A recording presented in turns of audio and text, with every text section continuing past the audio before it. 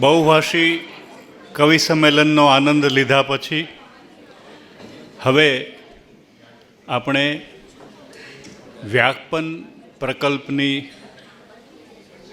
એમ કહીએ તો આ અંતિમ બેઠક અને એ પછી આપણે બળવંત પારેખ સ્મૃતિ વ્યાખ્યાનમાળાના પ્રારંભે પ્રથમ વક્તવ્ય અને બંનેમાં આપણે ગુલજાર સાહેબને સાંભળવાના છે. તો આપણે શરૂ કરીએ ગુલજારજી સાથે એક સાંજ.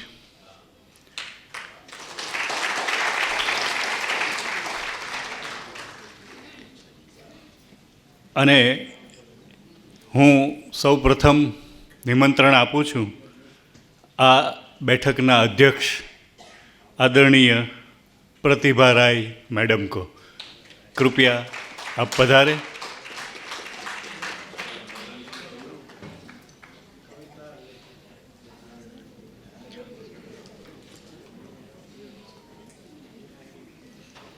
और मैं आप सभी और सभी भावकों की ओर से फारबस गुजराती सभा के भावन प्रतिभा सब यहाँ भावक बैठे हैं, सबकी ओर से नम्र निवेदन के साथ आमंत्रित कर रहा हूँ आदरणीय गुलजार जी.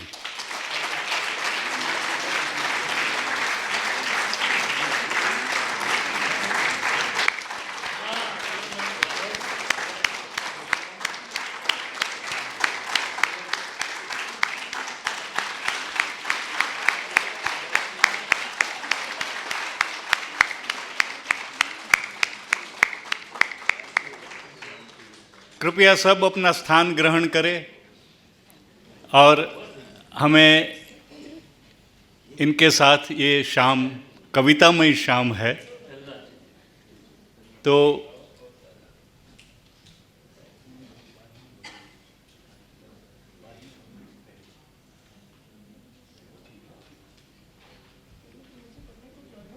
मैं एक क्षण का भी विलंब नहीं करता हूँ और मेरी ओर से मेरी वाणी को संयमित करते हुए मैं कविता पाठ के लिए निमंत्रित कर रहा हूँ आदरणीय गुलजार साहब.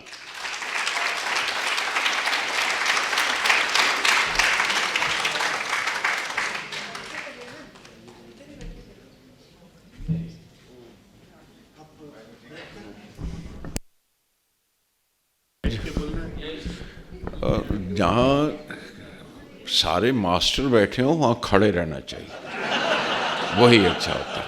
हाँ, ऐसे ऐसे गुरु लोग, उनके सामने कैसे आदमी बैठ सकता है, बैठ के बात करता है. और प्रतिभा दीदी बैठी हैं, उनसे पूछा गया कि आप पहले कुछ कहेंगी या बाद में, तो like any examiner she said पहले सुन तो लें. पता नहीं पास भी होता है आदमी की नहीं, है ना.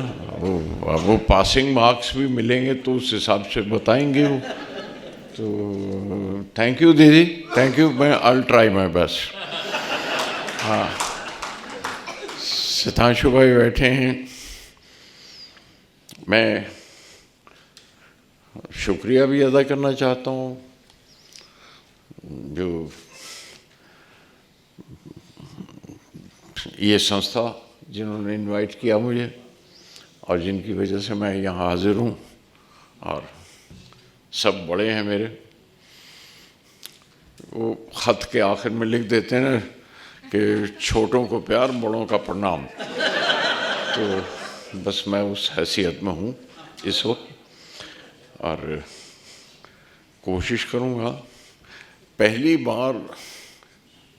बिल्कुल पहली बार जब मैंने कोशिश की थी इस तरह जाके सुनाने के लिए, वो शुरुआत भी मेरी सितांशु भाई से हुई थी सूरत में. वो भी बहुभाषा एक सम्मेलन किया था, राजन भाई थे सूरत में और मुझे बुलाया था. मैं विंदा करंदीकर जी के साथ ट्रेन में बॉम्बे सेंट्रल से सूरत गया था। याद आता है वो पहली बार थी, आज फिर आपके सामने। और मैं हूँ क्या अब पता नहीं, एक वक्त की बात हो रही थी, कह रहे थे 2 घंटे, मैंने 2 घंटे तो मेरी फिल्म बर्दाश्त नहीं कर सकते थे लोग, 2 घंटे मुझे क्या बर्दाश्त करेंगे। तो मैं थोड़ी देर, जितनी देर हो सकता है, कुछ कविताएं पढ़ता हूँ। उसके बाद जो एक टॉपिक मुझे दिया गया है, तो ऐसे 5 मिनट के ब्रेक के बाद फिर हाजिर हो जाऊंगा वो बात करने के लिए। माधव जी, अर्ज करता हूँ कि मैं कबाड़ी हूँ, सीधी सी बात है। मैं कबाड़ी हूँ और काम क्या है मेरा? रात की टूटी हुई नींदें उठाना। वो नींदें जो बीच में कहीं टूट गई, रात की टूटी हुई नींदें उठाना और जमा करना ख्वाब के टुकड़े जो तकिए से गिरे हों, सोते हैं। याद रात की टूटी हुई नींदें उठाना और जमा करना ख्वाबों के टुकड़े जो तकिए से गिरे हों, और करवटों की सलवटों को खोलना, तय करके रखना। ऐंठने अंगड़ाइयों की और जिस्म की कच्ची दरारें ढूंढना और चुन के रखना। जिस्म की बंद, प्लीज बंद कीजिए, अब तो बंद कर दिए, हो रहा है सब रिकॉर्ड। रात की टूटी हुई नींदें उठाना, जमा करना ख्वाबों के टुकड़े जो तकिए से गिरे हों, करवटों की सलवटों को खोलना, तय करके रखना, ऐंठने अंगड़ाइयों की और जिस्म की कच्ची दरारें ढूंढना और चुन के रखना। टूटे फूटे लोग ले जाकर सजा देता हूँ अपने ताकचों में, इन माई रैक्स। टूटे फूटे लोग ले जाकर सजा देता हूँ अपने ताकचों में। मैं कबाड़ी जिंदगी का खाली डिब्बे बोतलों में नज़में भर के बेचता हूँ। व्यापारी, रोजगार हर शख्स का काम है, कुछ तो रोटी तो किसी तो और कमा खाए मच्छंदर। तो इसलिए अपना पेशा पहले बयान कर दूं कि जो मैं क्या क्या करता हूं, और इसीलिए आया हूं कि मैं तो बजाकर डुगडुगी लफ्ज़ों की अक्सर जमा कर लेता हूं लोगों को। बजाकर डुगडुगी लफ्ज़ों की जमा कर लेता हूं लोगों को। मदारी हो गया हूं रंजो गम का, मदारी हो गया हूं रंजो गम का। पटारी में ज़माना लेके चलता हूं, पटारी में ज़माना लेके चलता हूं। किसी लम्हे एक दिया सिलाई को जलाकर मैं खला में ही मैं कर देता हूँ रोशन पुराना चेहरा कोई या पुरानी याद कोई। ये काम है शायर का। किसी लम्हे की एक दिया सिलाई, किसी लम्हे की एक दिया सिलाई को जलाकर खला में ही मैं कर देता हूँ रोशन पुराना चेहरा कोई, पुरानी याद कोई। और आँखों के पिघलते ही बुझा देता हूँ उंगली जलने से पहले। मदारी हूँ, मदारी रंजो हूँ। लम्हा जो जला है इससे पहले कि किसी की आँख बह जाए, मुझे जलने आती है उंगली। दिया सिलाई है, हवा में खोल कर मुट्ठी उड़ा देता हूँ लड़ियाँ जुगनुओं की। हवा में खोलकर मुट्ठी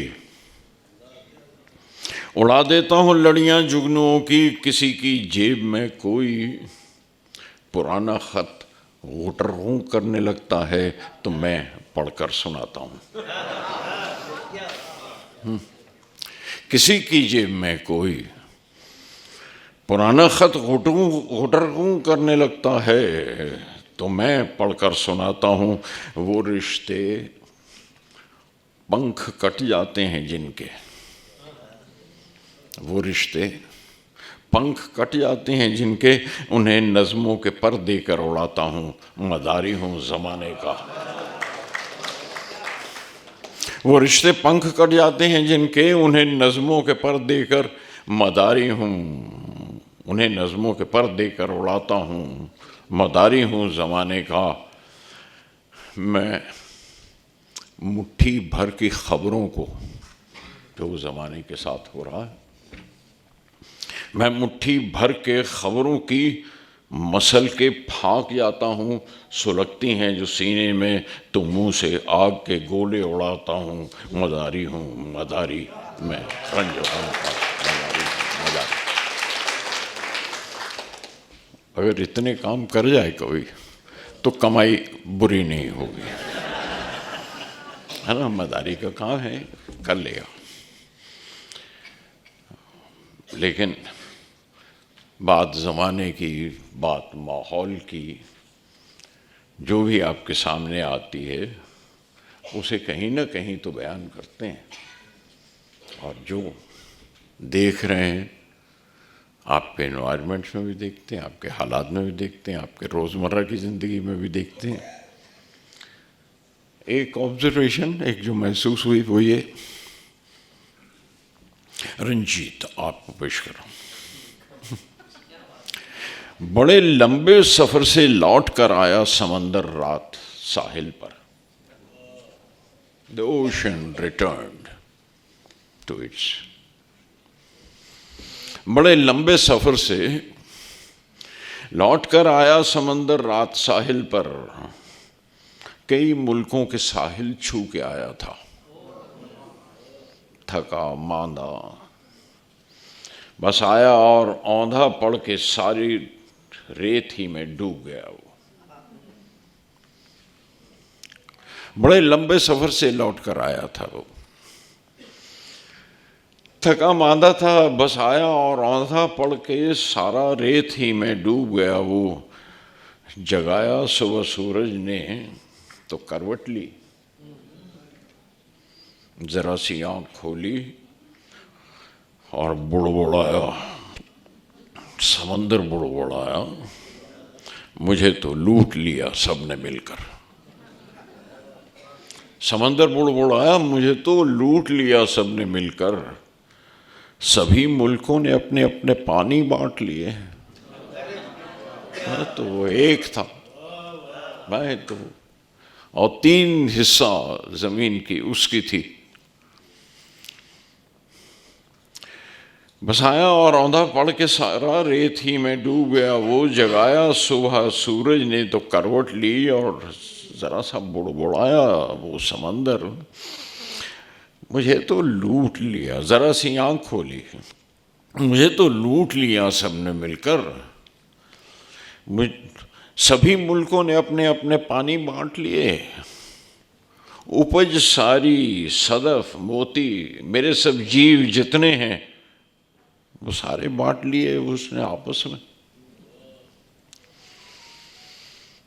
हवाएं भी सुना है बांट ली हैं। अब एक दूसरे की हवाओं में आप नहीं उड़ान भर सकते। हवाएं भी सुना है बांट ली हैं। हदें उड़ने की सबने खींच दी हैं आसमां पर। हदें उड़ने की सबने खींच दी हैं आसमां पर। अजब इंसान के पल्ले पड़े हैं, उसे सब कुछ दिया है, हवस जाती नहीं उसकी। अजब इंसान के पल्ले पड़े हैं, उसे सब कुछ दिया है पर हवस जाती नहीं उसकी। वो सूरज से मुखातिब था, बात कर रहा था सूरज से, और कहा तुम्हारी बारी भी आएगी, तुम्हारी बारी भी आएगी, शायद जरा सा धूप को अपनी संभालो और संभलो। ये कह के आंख बंद कर ली समंदर ने और सो गया फिर से।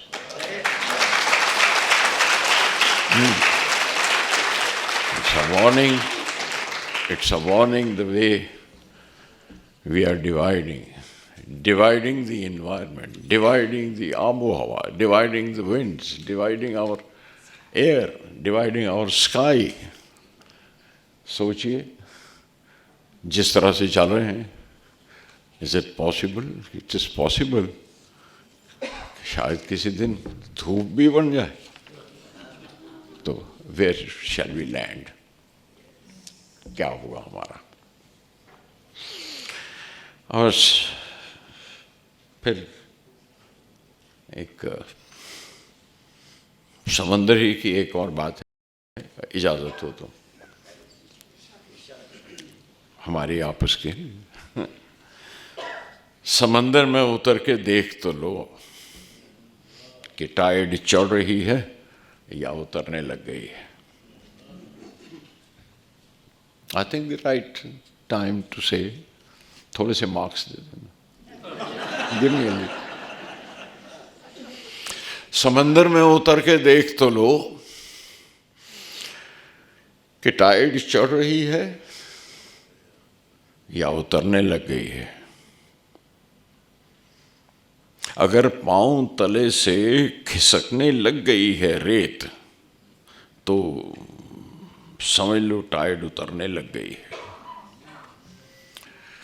अगर पांव तले से खिसकने लग गई है रेत, तो समझो टाइड उतरने लग गई है। अगर अपनी जगह से न हिले तुम, तो समझो और थोड़ी देर में जमीन पांव तले से हट गई होगी। अगर अपनी जगह से ना हिले तुम, तो समझो और थोड़ी देर में जमीन पांव तले से हट गई होगी, गिरोगे और गिर के डूब जाओगे। समंदर में उतर के देख तो लो कि टाइड चल रही है या उतर रही है।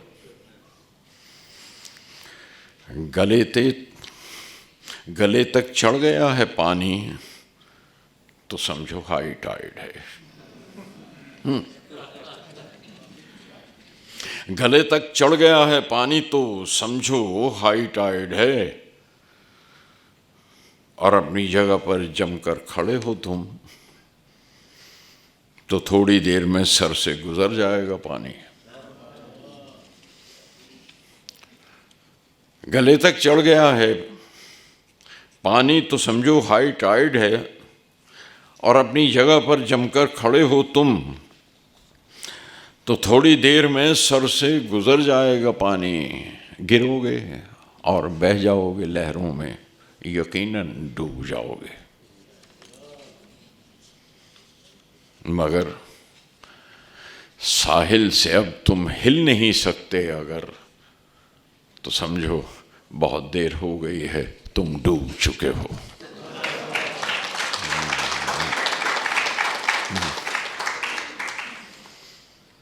मैं विथ ड्यू रिस्पेक्ट में आई, छोटी छोटी सी इमेजेस हैं जो दीदी जो तो थोड़ी सी लंबी बड़ी बात थी कहने की, मैंने कह ली। छोटी छोटी सी चीज़ें पेश कर रहा हूँ।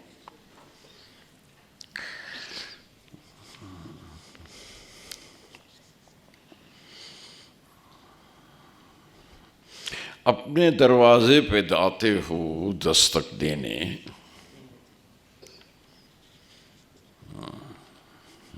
अपने दरवाजे पे आते हो दस्तक देने, और उस पे आवाज लगाते हो कोई है। अपने दरवाजे पे आते हो दस्तक देने और उस पे आवाज लगाते हो कोई है। कौन होगा वहां अब? कि जहां तुमने कभी रात न छीली न कभी चूस के दिन फेंका है कोई। वो तन्हाई, तुम्हारा वो लोनलीनेस जिसको लिए हो, जिसकी बात करते हो, अपने दरवाजे पे देते हो दस्तक आकर और उस पे आवाज लगाते हो कोई है। कौन होगा वहां अब कि जहां तुमने कभी रात न छीली ना कभी चूस के दिन फेंका है कोई। कोई हमजाद नहीं, कोई तुम्हारा अपना सिबलिंग, तुम्हारा जो हमजाद है, या in other image it's an alter ego if you have any. If there is another alter ego you have, then कोई हमसाद नहीं, आईने में छूटा हुआ अक्स भी नहीं। कोई हमजाद नहीं, आईने में छूटा हुआ अक्स नहीं, और अलगनी पर कोई लटका हुआ साया भी नहीं है जो बुला ले फिर से। हैंगर पर जिस पे कपड़े टांगते हैं उसमें कोई एक साया भी नहीं है। मैं ये लाइनें फिर से पढ़ लूं। अपने दरवाजे पे देते हो दस्तक आकर, उस पे आवाज लगाते हो कोई है। कौन होगा वहां अब कि जहां तुमने कभी रात न छीली न कभी चूस के दिन फेंका है कोई।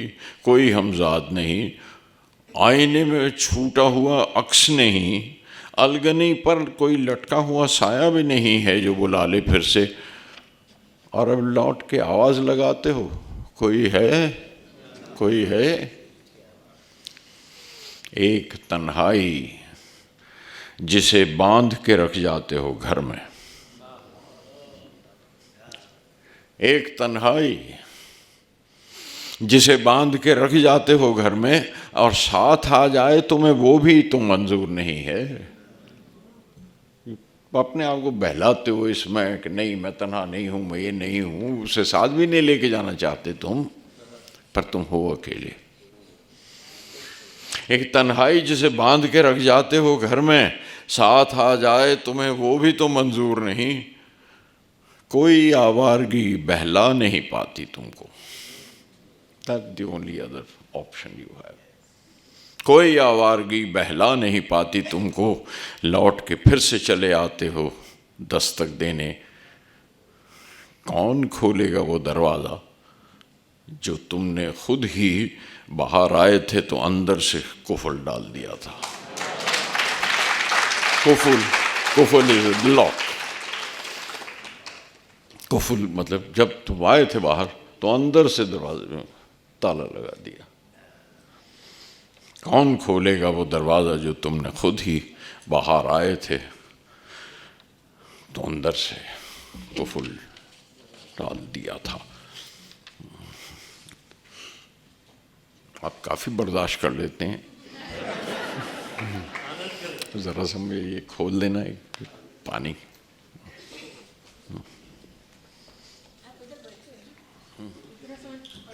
ओ थैंक यू। एक घूंट बस। वो नर्वस हो जाए आदमी तो ऐसा होता है।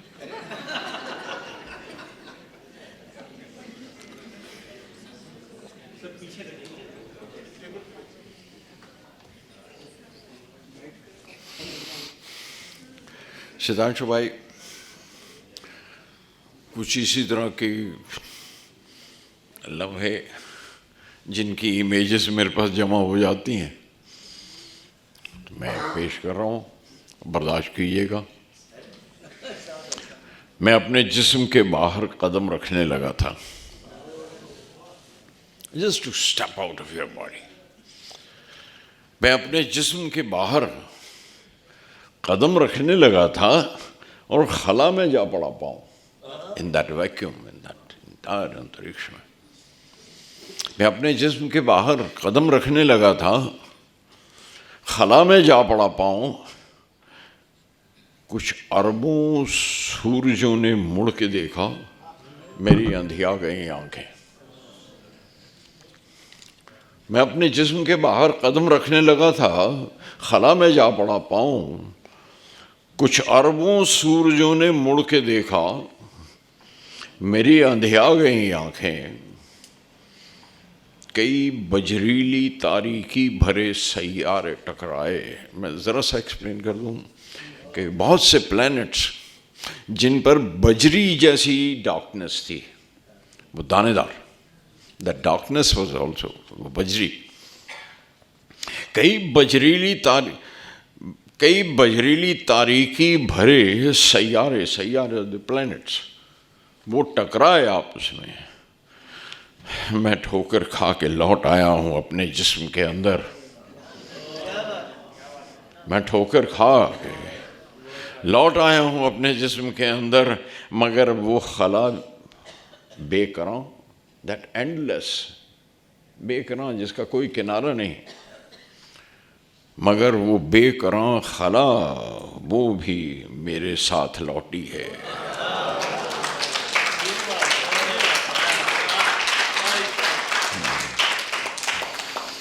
कई बजरीली तारीकी भरे सैयारे टकराए, मैं ठोकर खा के लौट आया हूं अपने जिस्म के अंदर, मगर अब वो खला बेकरां भी साथ लौटी है। समा पाती नहीं सब जिस्म के अंदर, उधड़ने लग गया है जिस्म मेरा। मैं अपने जिस्म से बाहर कदम रखने लगा था, कुछ ऐसा हुआ।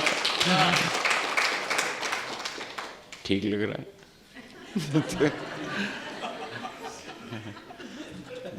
नहीं, मेरे दूसरे शायर जब पढ़ के गए हैं, आई होप।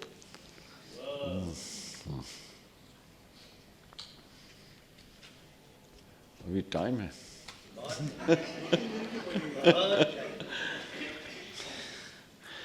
अरे घने जंगल में था मैं।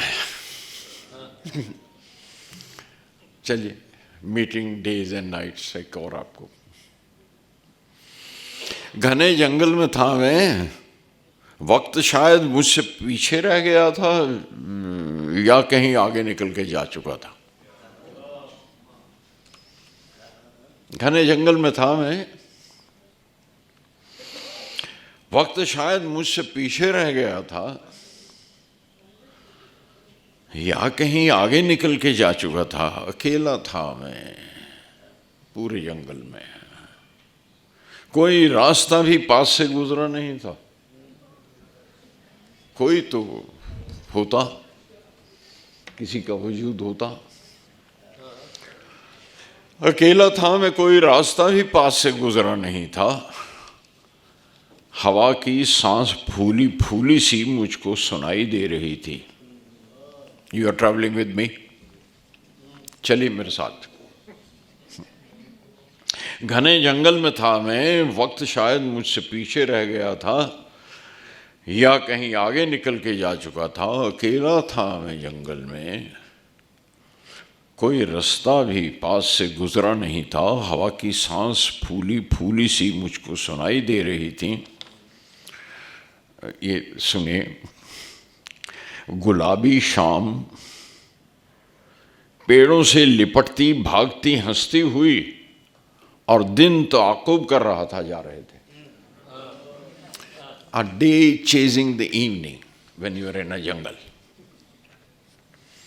गुलाबी शाम पेड़ों से लिपटती भागती हंसती हुई, और दिन ताकुब कर रहा था, बस चेजिंग इट।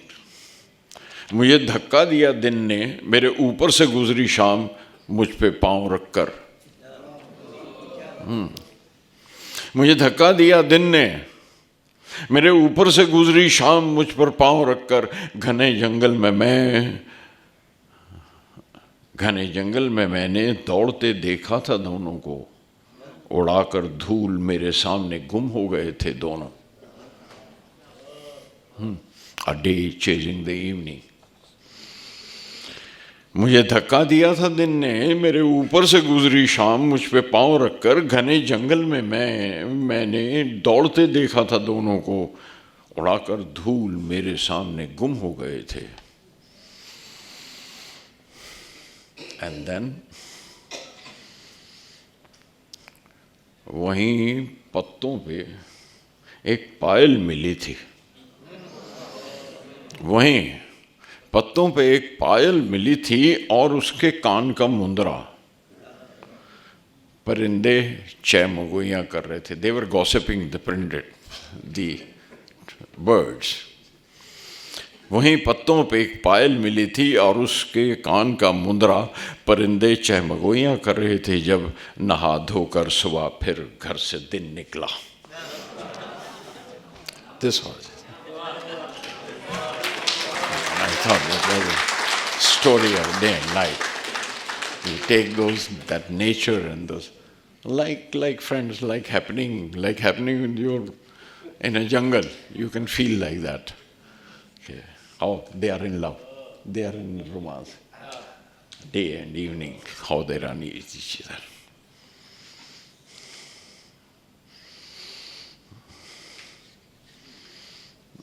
एक और छोटी सी नज़्म है, उसमें you have to share with me and you have to tell me if you find the solution. मैं गमला ढूंढ रहा हूँ, मुझे एक लफ्ज़ बोना है. मैं गमला ढूंढ रहा हूँ, मुझे एक लफ्ज़ बोना है. मैं अक्सर जिक्र सुनता हूँ मगर माने नहीं आते.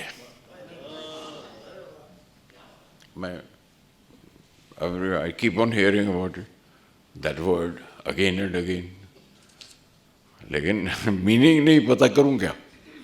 तो मैं सोच रहा हूं, मैं गमला ढूंढ रहा हूं, मुझे एक लफ्ज़ बोना है. मैं अक्सर जिक्र सुनता हूं मगर माने नहीं आते. उगे तो शायद उसका रंग निकले या कोई पहचान खुशबू की. कोई पत्ती या कोंपल निकले तो आकार से शायद समझ आए. मैं गमला ढूंढ रहा हूँ, मुझे एक लफ्ज़ बोना है. मैं अक्सर जिक्र सुनता हूँ मगर माने नहीं आते.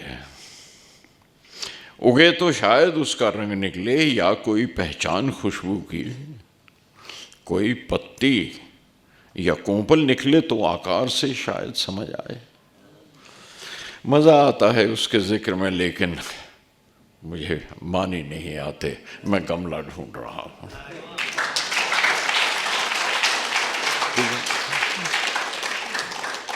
तो आपको अगर गमला ऐसा कोई मिले तो मेरे पास लफ्ज़ तो है, वो मैं बोलूँगा, वो मुझे दीजिएगा. आजकल नर्सरी में बहुत से गमले प्रेजेंट किए जाते हैं. कल जब मैं आया था तो वो गमला मुझे दिया था, उन्होंने रख ही लिया, दिया ही नहीं. मैं उसी हाँ तो वरना उसमें बोता मैं को जाके. हाँ अच्छा, तो लेकिन ऐसा नहीं करना चाहिए था आपको. हाँ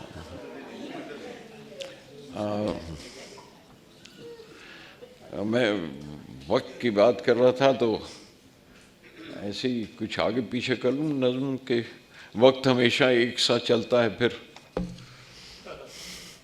वक्त हमेशा एक साथ चलता है, फिर घड़ियों के टाइम क्यों नहीं मिलते.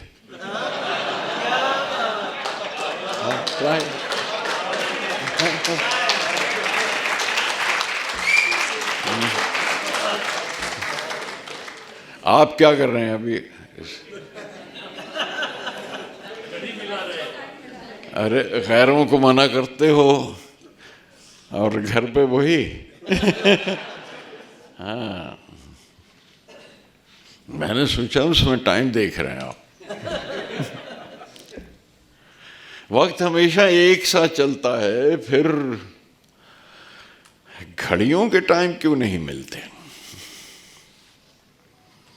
हर शख्स कलाई देख के अपनी साथ वाले से पूछता है क्या टाइम हुआ है.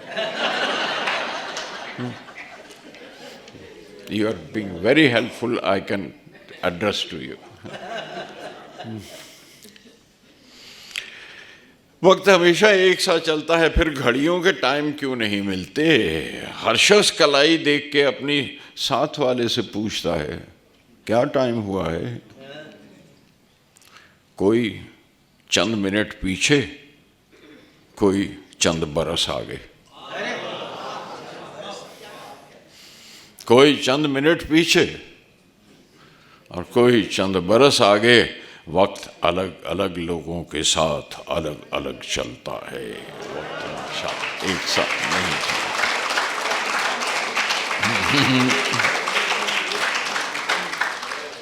अब तो नज़में ख़त्म होने लग गई सर।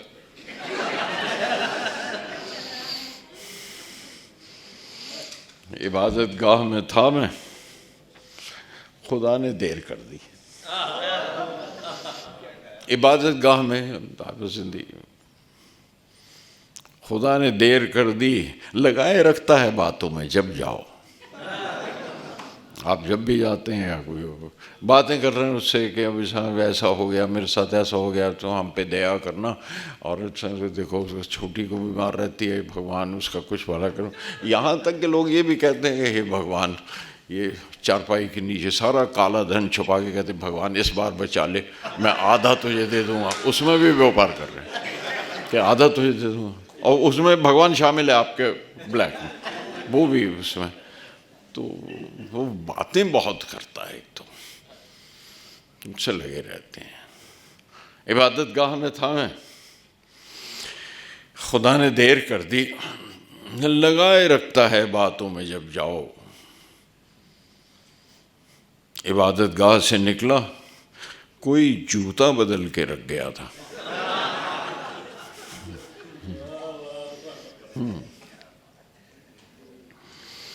इबादत गाह में था, खुदा ने देर कर दी, लगाए रखता है बातों में जब जाओ। इबादत गाह से निकला, कोई जूता बदल के रख गया था। मेरे साइज का ही था वो, मगर कुछ सख्त था चमड़ा, वो पाँव काटता था। You know.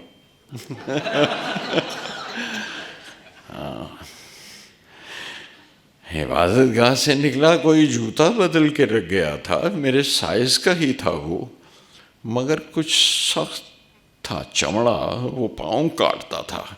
गली से बाहर आते आते मुश्किल हो गया चलना। गली से बाहर आते आते मुश्किल हो गया चलना। वो जूते हाथ में लेकर चला करता हूँ अब मैं।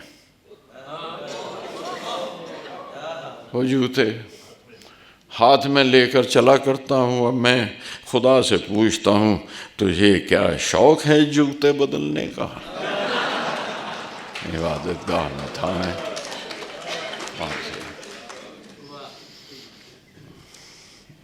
आप जमाई ले रही हैं, बोर हो गई तो सीटी बजाओ ना, बंद करेंगे।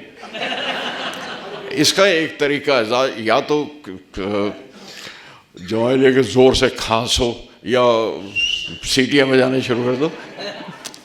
तरीका मैं बता रहा हूँ। अब मैं क्या बताऊँ आपको, पुरानी पुरानी सी नज़में सुना रहा हूँ। और पुरानी नज़मों के खोलने से होती है एलर्जी। हाँ, सुना दे। पुरानी नज़मों के खोलने से कभी कभी होती है एलर्जी। किसी पुराने ख्याल की धूल उड़ के जाती है नाक में, तो झड़ी सी लगती है एक छींकों की, और कुछ रोज नज़ला लग जाता है पुराने दिनों का मुझको।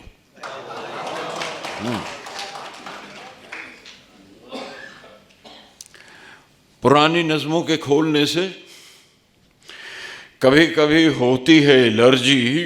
किसी पुराने ख्याल की धूल उड़ के जाती है नाक में, तो झड़ी सी लगती है एक छींकों की, और कुछ रोज नज़ला लग जाता है पुराने दिनों का मुझको। पुराना सा एक ख्याल कि दिन तो टोकरी है मदारी की। बब्बन नामी एक तो बब्बन नाम पे मदारी आया करते थे, उनको देखते थे टोकरी है, उसमें से कुछ भी निकाल देता था। कभी कबूतर निकाल दिया, कभी कर दिया, और कभी उल्टे रखी। पुराना सा एक ख्याल के दिन तो टोकरी है मदारी की। और रात जैसे उसका ढक्कन, सब बंद हो गया। गिरा के ढक्कन, तमाशा अपना उठाया बब्बन ने और गली पार कर गया। वो बहुत से करिश्मे बताए उसमें, उस टोकरी में क्या क्या नहीं किया। कभी वो कुछ निकाल देता है, कबूतर भी निकालता है, कहाँ से कबूतर आ गया उसके अंदर बंद करता है, रात का ढक्कन दिया, उसके बाद खोला तो कुछ भी नहीं, तो कहाँ गए। तो ये बड़े, और गिरा के ढक्कन, तमाशा अपना उठाया बब्बन ने और गली पार कर गया। वो मदारी मुझको खुदा लगा जब मैं छोटा था तब। मदारी मुझको खुदा लगा जब मैं छोटा था तब, खुदा मुझे अब मदारी लगता है जब बड़ा होके देखता है तब।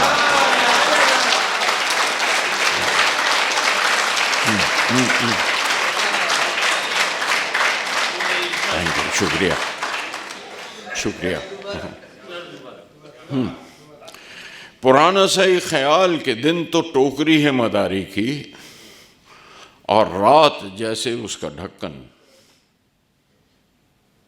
गिरा के ढक्कन, तमाशा अपना उठाया बब्बन ने और गली पार कर गया। वो मदारी मुझको खुदा लगा जब मैं छोटा था तब, और खुदा मुझे अब मदारी लगता है जब बड़ा हो के देखता हूँ तमाशे उसके। वो तो कुछ भी पैदा कर लेता है।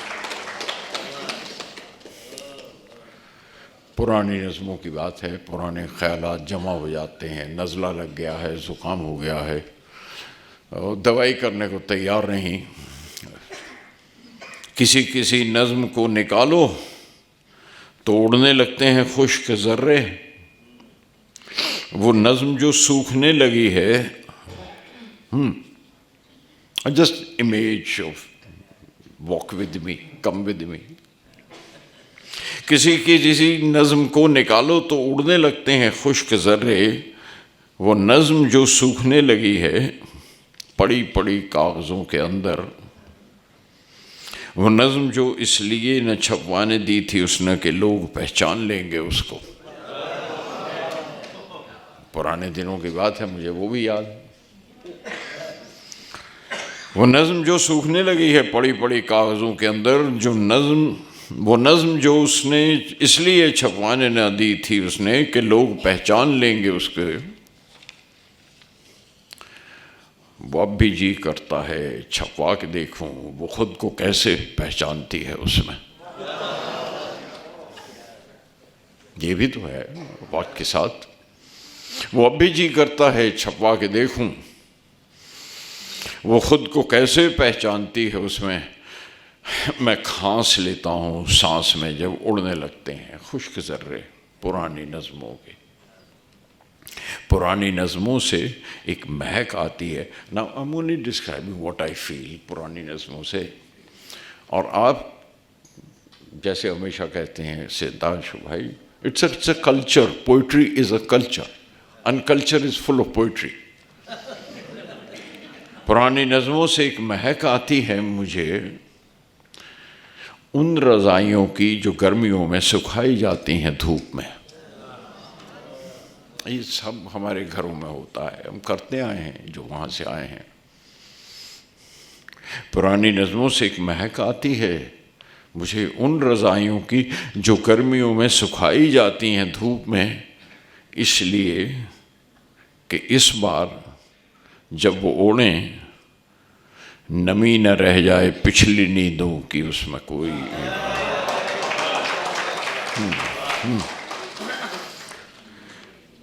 नमी न रह जाए पिछली नींदों की कोई, उसमें कोई चकत्ता हो ख्वाब का तो वो साफ कर दें।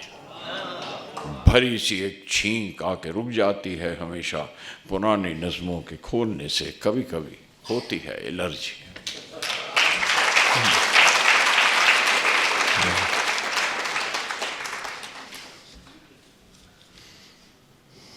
सर कभी तो टाइम देखा कीजिए घड़ियों का।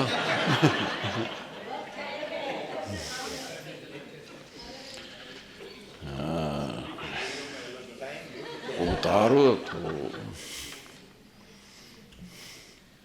उतारो तो जरा पोशाक अपनी कि जब नंगे थे कितने खूबसूरत लग रहे थे तुम।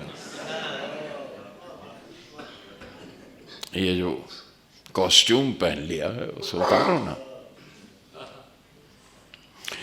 उतारो तो जरा पोशाक अपनी कि जब नंगे थे कितने खूबसूरत लग रहे थे तुम। छुपाते क्या हो अब इन कपड़ों में देखूं। हाँ, चकत्ते जी हजूरी के।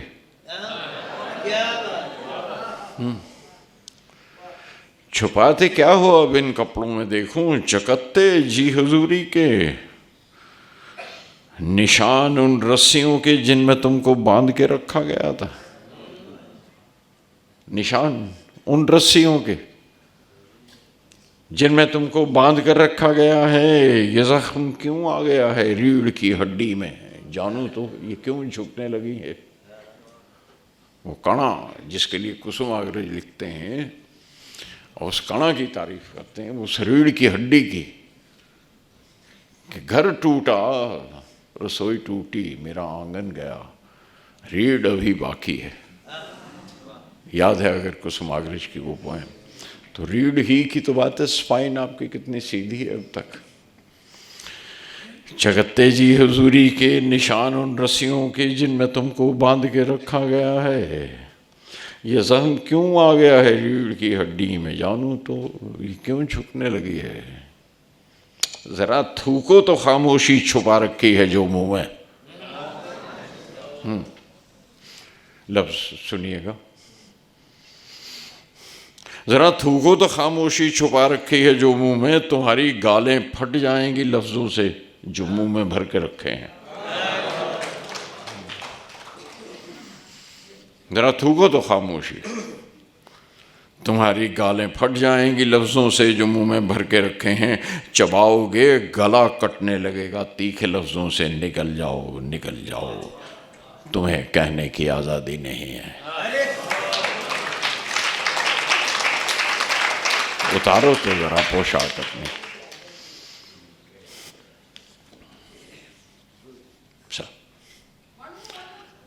हाँ जी, और सुनिए, चलिए बड़े मियाँ के साथ एक चेस खेलते हैं।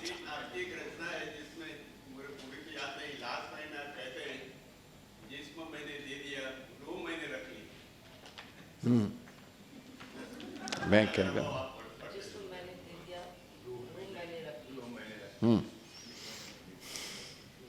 बड़े मियाँ के साथ एक चेस खेलेंगे विद द ऑलमाइटी।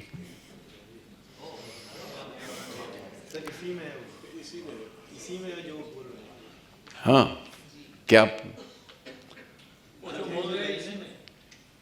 जो कविता चाहते हैं वो आप सुना रहे। यही वाले पूरे का पूरा आकाश घुमाकर तुमने देखे, मैं वही सुना रहा हूँ। मुझ तक पूरी आवाज नहीं पहुंची थी, रेले होके आ गई।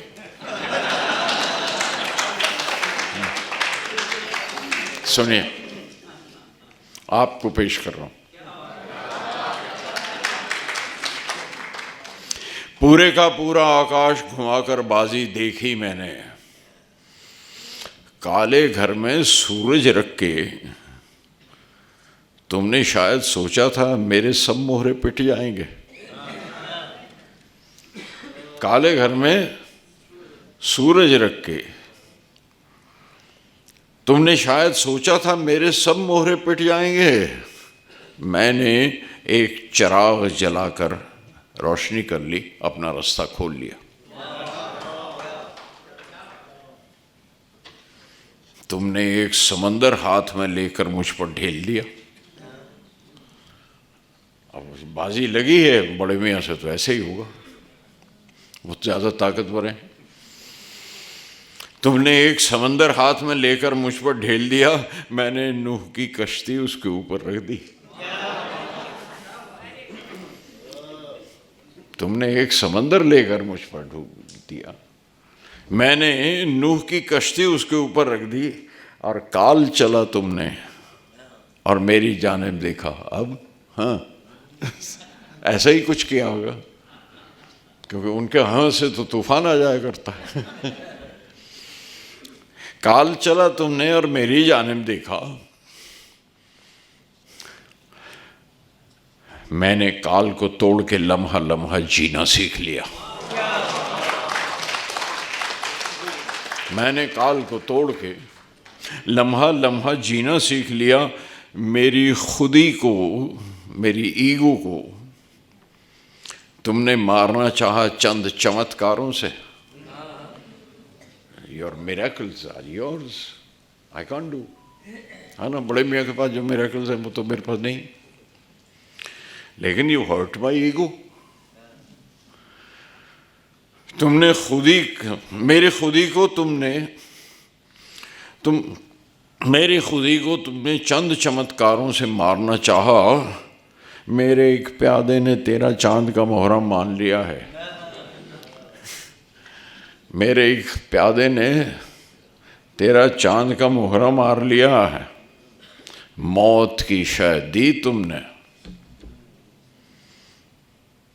और समझा अब तो मात हुई। अब तो पहुंच गए, आ गए ना वहां पे। मौत की शय देकर तुमने समझा था अब तो मात हुई। मैंने जिस्म का खौल इज पैकेज, वो जो ऊपर चढ़ाया हुआ जिसके अंदर पैकिंग है। मौत की शय देकर तुमने समझा था अब तो मात हुई। मैंने जिस्म का खौल उतार के सौंप दिया और रूह बचा ली पूरे का पूरा आकाश घुमाकर। अब तुम देखो बाजी, आप जीत गए, आप जीत गए सर।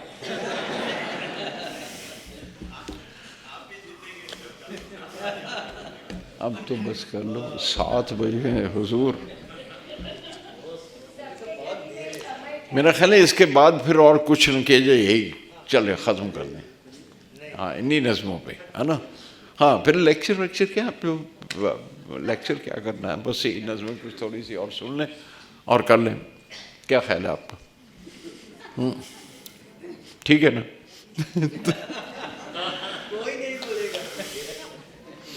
साहिब, बातों से क्या फ़ायदा होगा, शायरी सुन लीजिए। हाँ, आज एक हाथ आई है। देखिए क्या है कि जगह नहीं और डायरी में, ये एस्ट्रे पूरी भर गई है। जगह नहीं और डायरी में ये एस्ट्रे पूरी भर गई है। भरी हुई है जले बुझे अध के ख्यालों की राख से। जगह नहीं और डायरी में ये एस्ट्रे पूरी भर गई है। भरी हुई है जले बुझे अध के ख्यालों की राख बू से। ख्याल पूरी तरह से जो कि जले नहीं थे, मसल दिया, दबा दिया, बुझे नहीं वो। कुछ उनके टुर्रे पड़े हुए हैं, बस एक दो कशी लेके कुछ मिसरे रह गए थे। ये एस्ट्रे पूरी भर रही है। All that happens when you are writing poems is the ashtray you keep smoking। उसमें कुछ भी छीला वो भी उसी में डाल दिया, कुछ उठाया चगल लिया, उसकी गिटक निकाली वो भी डाल दी उसी में। तो everything keeps with that, and that's the diary of a poet। वो एक शायर की डायरी। जगह नहीं और डायरी में ये एस्ट्रे पूरी भर गई है। भरे हुए जले बुझे अध कहे ख्यालों की राख बू से। ख्याल पूरी तरह से जो कि जले नहीं थे, मसल दिया या दबा दिया था, बुझे नहीं वो। कुछ अनकहे, कुछ उनके टुर्रे पड़े हुए हैं, बस एक दो कशी लगा के कुछ मिसरे रह गए थे। कुछ ऐसी नज़में जो तोड़कर फेंक दी थी उसमें धुआं ना निकले। ये गलती हो गई, ये नहीं कहना। कुछ ऐसी नज़में जो तोड़कर फेंक दी थी उसमें धुआं ना निकले। कुछ ऐसे अशार जो मेरे ब्रांड के नहीं थे। कुछ ऐसे अशार जो मेरे ब्रांड के नहीं थे, वो एक ही कश में खांस कर ऐश ट्रे में घिस के बुझा दिए थे। इस ऐश ट्रे में ब्लेड से काटी रात की नब्ज, उससे टपकते सियाह कतरे बुझे हुए हैं। इस ऐश ट्रे में ब्लेड से काटी रात की नब्ज से टपकते सियाह कतरे बुझे हुए हैं। छिले हुए चांद की तराशें जो रात भर छील छील कर फेंकता रहा हूं। घड़ी हुई पेंसिलों के छिलके जो ख्याल की शिद्दतों से, ख्याल की इंटेंसिटी से टूटती जा रही थी। इस ऐश ट्रे में हैं तीलियां कुछ कटे हुए नामों नंबरों की। इस ऐश ट्रे में हैं तीलियां कुछ कटे हुए नामों नंबरों की, जलाई थी चंद नज़में उनसे। धुआं अभी तक दिया सिलाई से झड़ रहा है। उलट पुलट के तमाम सफ़ों में झांकता हूँ, कहीं कोई टुर्रा नज़्म का बच गया हो तो उसका कश लगा लूँ। तलब लगी है, बड़ी तलब लगी है, ये ऐश्टे पूरी भर गई है।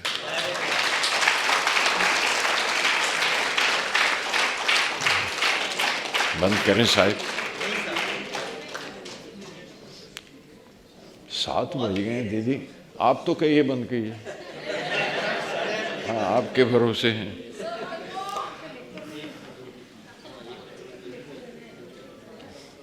देखिए, मैं वो बात भी कर रही लूँ कि लेक्चर वेक्चर देना आता नहीं मुझे, ना मुझे पिक्चर लिखना आता है।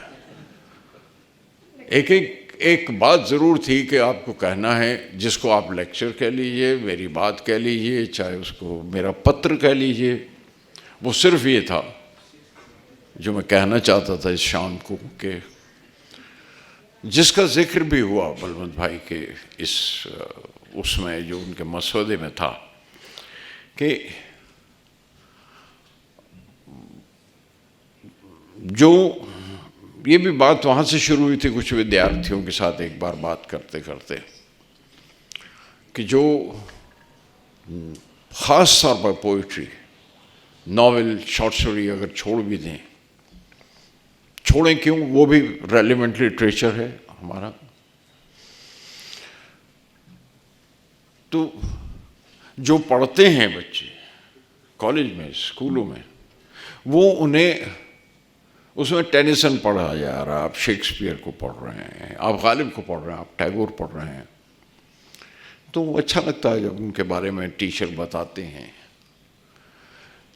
लेकिन जो रोज़मर्रा चारों तरफ ज़िंदगी का हो रहा है, वो उससे रेलेवेंट नहीं लगती उनको वो पोइट्री।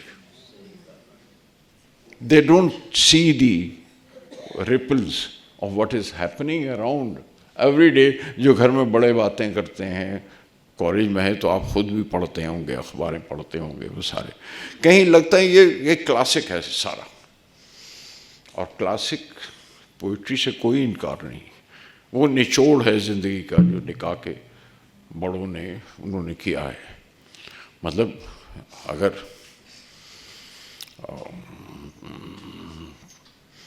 हम ये कहें कि तुकाराम की बात करें, नानक की बात करें, कबीर की बात करें, तो पढ़ाई जाती है वो मॉरल्स, वो वैल्यूज़ जो उन्होंने निचोड़ के पैदा की हैं, पूरी ज़िंदगी से निचोड़ के। लेकिन जो हो रहा है उसके साथ वो उसको टैली नहीं कर पाते। हमेशा सच बोलो, अब ज़रूरी भी नहीं है यार, सच्ची तो ये है कि सोच के सच बोलो, कहीं वहाँ पे आ गए हैं, है ना। किसी का नुकसान नहीं चाहते, लेकिन आपके सच से नुकसान भी हो सकता है किसी का, तो वो कहीं वो पोइट्री उनको रेलेवेंट नहीं लग रही। तो मेरी एक ख्वाहिश थी जो कल जिक्र किया आपने, कि जो आज का लिटरेचर, जो कंटेम्प्रेरी लिटरेचर, आई फील कि जहाँ इतने सिलेबस चल रहे हैं उसमें एक रेगुलर चलना चाहिए हर ज़बान में, हर यूनिवर्सिटी में, which is a contemporary poetry और contemporary poetry. That should be an added syllabus जो होना चाहिए, और जो बदलता जाए, बेशक बदलता रहेगा और आता भी रहेगा, लिखते भी रहेंगे, आज के शायर भी लिखते रहेंगे। मतलब हम बड़े शायरों से इनकार नहीं है। आई मीन मैं ऐसी गुस्ताखी नहीं करना चाहता। वो क्या है शेर के, तेरे तीरे नीम कश को ये खलिश कहाँ से होती जो जिगर के पार होता। कोई मेरे दिल से पूछे तेरे तीरे नीम कश को ये खलिश कहाँ से होती जो जिगर के पार होता। तो गालिब की दाद देते हैं कि वाह क्या बयान किया है। या मीर कहते हैं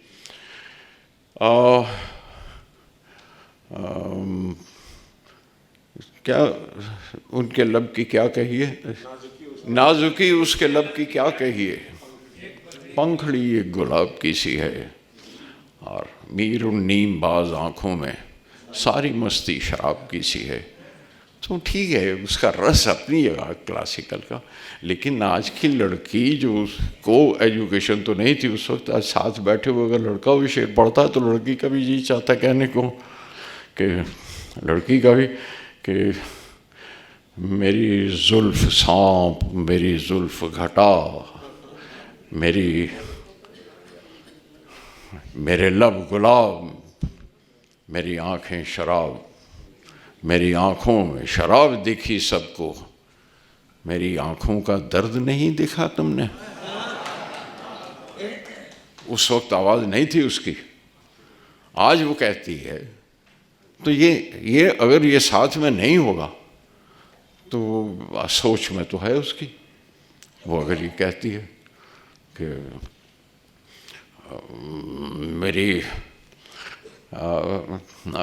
मेरी आँखों में दर्द नहीं देखा तुमने, मतलब नज़्में ग़ज़लें कहते कहते मैं नस और अफसानों में जकड़ी गई, उफ कितनी तरह मैं पकड़ी गई। वो कहती है पाँव में बिछुआ, पाँव में बछुआ, गले में हंसली, हाथों में कंगन, नाक काज छिनवाए गए, हाथों में कंगन नाक कान छिदवाए गए, और जेवर जेवर कहते कहते मैं रस्म और रिवाज में जकड़ी गई, मैं कितनी तरह से पकड़ी गई। तो she has a right to say that. लेकिन वो तभी होगा अगर आप आज के कंटेम्प्रेरी लिटरेचर को अपने सिलेबस में, एक सिलेबस साथ साथ चलता रहे ताकि आसपास की ज़िंदगी वो देख सकें। पार्टीशन का जिक्र किया था आपने कल के, बलवंत भाई ने पार्टीशन के बारे में वो चाहते थे। पार्टीशन इतना बड़ा हादसा गुजरा है, इतना बड़ा हादसा गुजरा है हमारी ज़िंदगी से। मतलब मैं अगर कहूँ कि ये इस तरह का हादसा जो गुजरा है वो मैंने देखा है अपनी आँखों से, मेरे सामने हुआ है वो। और नाप के देखें तो 1857 हमारी पहली आज़ादी की जंग, जिसे म्यूटनी कहा गया, बगावत कहा गया, गदर कहा गया, आज भी अभी तक मिल रहा है लिखा हुआ। आज भी उसे पहली जंग आज़ादी नहीं कहा जा रहा है। जो हमारी किताबें हैं उनमें अब भी वो कोई नाम ढक के किसी और तरह से कह के वो कहा जा रहा है। और अफसोस ज़रूर होता है जब बहादुर जस हमारे आखिरी बादशाह को ले गए, यहाँ से निकाल के ले गए और रंगून ले गए, और वो लगता नहीं है जी मेरा उजड़े दयार में। तो हमें मालूम है ज़फ़र के साथ क्या हुआ। या वो कहता है कैसा है बदनसीब ज़फ़र दफन के लिए, 2 गज़ ज़मीन भी न मिली कुएं यार में। तो तकलीफ़ तो होती है, लेकिन आज का लड़का या लड़की पढ़ते हुए कितना आइडेंटिफाई करता है, अनलेस यू आपको हिस्ट्री पढ़ा दें। लेकिन आज के दौर में ये हिंदुस्तान 100 साल 1857 से 1947, 90 साल ही हुए। और उसमें जब उसे तोड़ा गया है तो 3 हिस्सों में बटा हुआ है, और तीसरे हिस्से में हमने देखा है 2-3 हिस्सों में क्या कुछ हुआ। मेरे होते हुए मैंने बेलचों से लाशें जो सड़कों पे मार के जला दी गई थी, उनको बेलचों से उठा उठा के ट्रकों में भरते हुए देखा है। मैंने देखा है सब्जी मंडी में, मेरी छोटी सी उम्र थी उस वक्त, और वो होता रहा।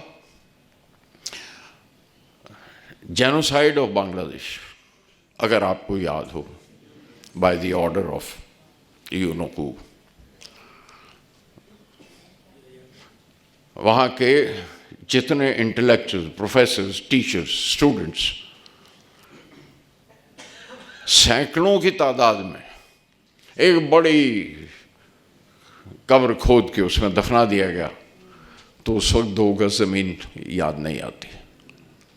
जिसने ये देखा है उसको वो ज़फ़र से हमदर्दी है, प्यार है, लेकिन उससे ज़्यादा ख़तरनाक, उससे ज़्यादा ख़राब हालत देखी है हमने जहाँ दफनाए गए हैं जिस तरह से।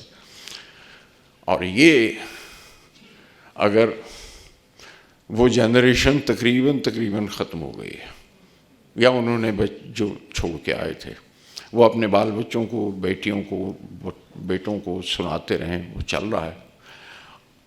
अगर मुझे लगता है, ये बिल्कुल मेरी निजी राय है, अगर इन्हें पढ़ाया जाता शुरू से, इसे रोका ना जाता। हमें फिल्में बनाने से भी रोका गया था, नहीं वो ज़ख्म हरे हो जाते हैं, फलाना हो जाता है, नहीं बनाया गया जब तक गर्म हवा नहीं आई। और अपने तमस बहुत बाद में जाके, लेकिन ये पढ़ा होता, देखा होता, तो वो बोल के समझ के वो निकल गया होता सिस्टम से, वो अब तक जा चुका होता। और ये जहर जो अंदर सिस्टम में रह गया, जिसको हम हर तरह से साफ करने की कोशिश कर रहे हैं, अगर पढ़ा होता तो ये जनरेशन एक और तरह से खड़ी हो जाती, और वो जहर अब तक निकल गया होता कि अमृत में जहर घुला तो कैसे। अगर हमने मंटो को पढ़ा होता, अब्बास साहब को पढ़ा होता, फिराक को पढ़ा होता, फैज़ को पढ़ा होता, तो ये पढ़ाना चाहिए। मेरी सिर्फ बड़ा लेक्चर नहीं है, सिर्फ इतनी सी दुआ और इतनी सी ख्वाहिश कि एक कंटेम्प्रेरी, मैं सिर्फ यही कहना चाहता था। उसके लिए सिद्धांशु भाई बड़ी लंबी कोई स्पीच नहीं मेरे पास, लेकिन यही कहना चाहता था कि एक कंटेम्प्रेरी लिटरेचर का सिलेबस हर यूनिवर्सिटी में, हर ज़बान में वो शामिल होना चाहिए। उससे जो बलवंत भाई की ख्वाहिश थी उसमें दोनों बातें होंगी और वो पूरी हो जाएंगी। मेरा ख्याल है वो करते रहें। तो और मैंने, क्योंकि कुछ स्टूडेंट्स के साथ ये बात हुई थी, बहुत बहस हुई थी, और उन्होंने कहा था कि ये मतलब बड़ी अच्छी लगती हैं ये पढ़ते हुए नज़में, वो वर्ड्सवर्थ को पढ़ते हुए भी और ऑडियन को पढ़ते हुए भी ये सारा अच्छा लगता है, लेकिन होता तो ये याद ही करनी होती है ना, प्रोफेसर को सुनानी होती हैं, तो उनकी अपनी राय नहीं बन पाती। अगर ये सब आज के लिटरेचर को पढ़ाया जाता तो उनकी अपनी राय भी होती, टीचर और शेक्सपियर के अलावा उनकी अपनी राय भी होती। मेरी उतनी सी ख्वाहिश है। उनकी कुछ नज़में कही है तो मैंने इसके लिए 9 साल में कोशिश करके 300 शायरों को हिंदुस्तान की कंटेम्प्रेरी पोइट्री में 47 ऑनवर्ड्स 34 हिंदुस्तान की 34 ज़बानों में से ट्रांसलेट किया है मैंने, और उन्हें शायर किया है, उन्हें पब्लिश किया है थ्रू हार्पर कॉलिंस। और I know how it took me 9 years, 9 साल में जाके वो पूरा किया मैंने और पब्लिश किया, सिर्फ इसलिए कि to make my point and understand दो स्टूडेंट्स जो उनको ऑब्जेक्शन लगता था। ऑब्जेक्शन क्या, जो उनका रिएक्शन था कि हमें आज के दौर के साथ वो टैली नहीं करती वो नज़में। जी हाँ, मैं वो उसमें वो दीजिएगा वो नज़में दूसरी, तो मैं कुछ थोड़ी सी बताऊं अगर आपको इजाज़त है तो प्लीज़, हाँ हाँ, तो कि मुझे इस दौर में दो एक बातें बड़ी बहुत अच्छी लगी। वो ये कि मैं जब 47 से लेके I was travelling I worked up to 217 and then added a little bit of 18 also. उसमें वो भी शामिल किया जब ये किताब फाइनल ख़त्म करके we had to go to the final publication के लिए। तो तमिल में अगर लिखा जा रहा है, तेलुगु में लिखा जा रहा है, गुजराती में लिखा जा रहा है, मराठी में लिखा जा रहा है, बांग्ला, पंजाबी, हिंदी, उर्दू, अंग्रेज़ी, बड़ी ज़बानें हैं इनमें तो बाकायदा। हमारे आपस के इतने सारे डिफरेंस होते हुए भी इस दौर को अगर देखें 100 साल में, तो सारा हिंदुस्तान एक ही तरह से धड़कता है उस पोइट्री में, वो पता चलता है। और वो क्या है जो बांधे रखता है आपको? वो आपका सब्जेक्ट जो आज आपने बताया, जो आपने लिखा और कहा है कि वो हमारा कल्चर है, वो कहीं ना कहीं हमको बांधे रखता है, चाहे वो खाने से हो, चाहे ज़बान से हो, चाहे पहनने से हो, वो। और कहीं ना कहीं रवायतें हमारी सबकी मिलती हैं, थोड़ी थोड़ी तब्दीली के साथ, विच इज़ जायज़, जो बड़ा होना भी चाहिए। तो वो कल्चर तो हमको बांधे रखता है। तो ये नहीं है हमारे डिफरेंसेस होने के बावजूद हम बटे हुए नहीं हैं, उतना सा फ़र्क है। हमारे डिफरेंसेस हो सकते हैं, वो घर में भी होते हैं, फैमिली में भी हो जाते हैं, और है we are like a family. लेकिन कहीं ना कहीं हम लोग बंधे हुए ज़रूर हैं एक दूसरे के साथ, और हम दूसरे का अपनाते हैं और उस पर लिखते भी हैं।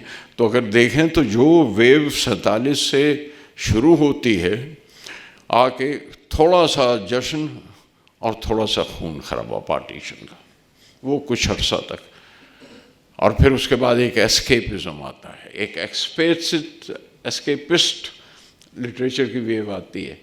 उसके बाद कुछ थोड़ा सा उलझन होती है, उसके बाद प्रोटेस्ट शुरू होते हैं, उसके बाद पर ऑल ओवर इंडिया वो एक ही तरह से चलता है ज़बानों में, वो सारी ज़बानें बंधी हुई हैं सारी, तो लोग बटे हुए नहीं हैं। आप और किसी वजह से उसके दायरे बना लीजिए, लकीरें खींच लीजिए, पर वो बटे हुए नहीं हैं, वो सब एक ही तरह से धड़कते हैं, एक ही तरह से हैं, और वो खूबसूरत है। और उसमें जो निगलेक्ट हुई है पूरी उसमें चीज़, वो है बच्चों के लिए। बच्चों के लिए कुछ नहीं सिवाय बांग्ला, मलयालम और मराठी, 3 ज़बानों को छोड़ के किसी ज़बान में नहीं लिखा गया। उसमें या ज़्यादा से ज़्यादा वैसे आता गया और ट्रांसलेट करते रहे, लेकिन हमने नहीं किया। लेकिन सबसे जो डायनेमिक तरह की शायरी जो मुझे महसूस हो रही थी उस दौर में, that was all from north east. North east में, क्योंकि जहाँ ज़िंदगी को दबाया जा रहा हो, वो दबाएं तो वो तो होगा, और वो कॉम्प्लेक्स हो गई, लाइफ कॉम्प्लेक्स हो गई, तो पोइट्री भी और लिटरेचर पैदा होता है उसी में।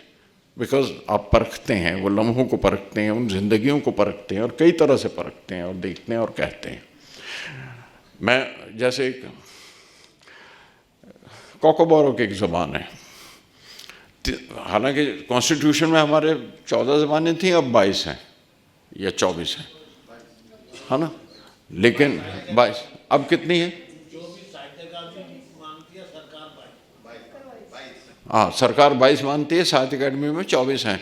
मैंने जिन ज़बानों से वास्ता पढ़ पढ़ के और ढूंढ के, उसमें 34 ज़बानों को ट्रांसलेट किया है मैंने, और 34 की 34 ज़बानें उस किताब में शामिल हैं। अ पोएम अ डे के नाम से हार्पर कॉलेज के यहाँ पब्लिश किया हो, कि मैंने वादा किया था उन स्टूडेंट्स को, मैं तुम्हें हर रोज़ एक नया शायर दूंगा, एक नई नज़म दूंगा, और हिंदुस्तान की एक ज़बान से तुम्हें इंट्रोड्यूस कराऊंगा।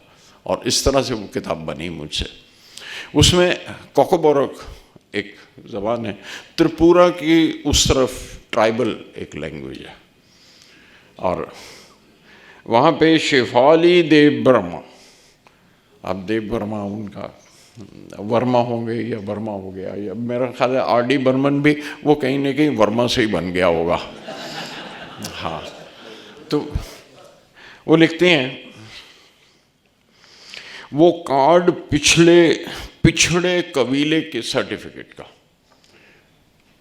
दी scheduled caste people, they were given a card certificate because they will get certain advantages, certain concessions. उनको एक कार्ड बनवा के दे दिया गया था. एंड सेकेंडली ये कि they can be recognized, जो आज भी चल रहा है, आप देख रहे हैं जो हो रहा है. तो वो लिखती हैं वो कार्ड पिछड़े कबीले के सर्टिफिकेट का शेड्यूल्ड ट्राइब सर्टिफिकेट कहलाता है. मोहर लगा के दस्तखत करके मिला था एक अफसर से सब डिवीज़न के उस बरस जब हुई थी पैदा. She writes about that card. वो कार्ड पिछड़े कबीले के सर्टिफिकेट का मोहर लगा के दस्तखत करके मिला था एक अफसर से सब डिवीज़न के उस बरस जब हुई थी पैदा. कहीं वो कागज़ ख़राब ना हो. रिज़ा और पिछड़ा की तह में रख के माने. रिज़ा और पिछड़ा इज़ लाइक घाघरा चोली, उनकी ज़बान में उसे रिज़ा और पिछड़ा कहते हैं. और खतूरत कहते हैं उस केन की संदूकची को जिसमें कपड़े संभाले जाते हैं, खतूरत. कहीं वो कागज़ ख़राब ना हो, रिज़ा और पिछड़ा की तह में रख के माने खतूरत में महफूज कर लिया था. सदी के बाद आज माँ नहीं है. वो दिल पसंद पोशाक मेरी रिज़ा और पिछड़ा, वो तो फट चुके तागा तागा होकर. खतूरत को दीमक ने खा लिया है, मगर वो पिछड़े कबीले का कार्ड बचा हुआ है, उसी तरह ताज़ा और चमकीला लैमिनेट करा के फ्रेम करा के रखा है. What a point. Look at the tragedy and how beautifully she has said this poem.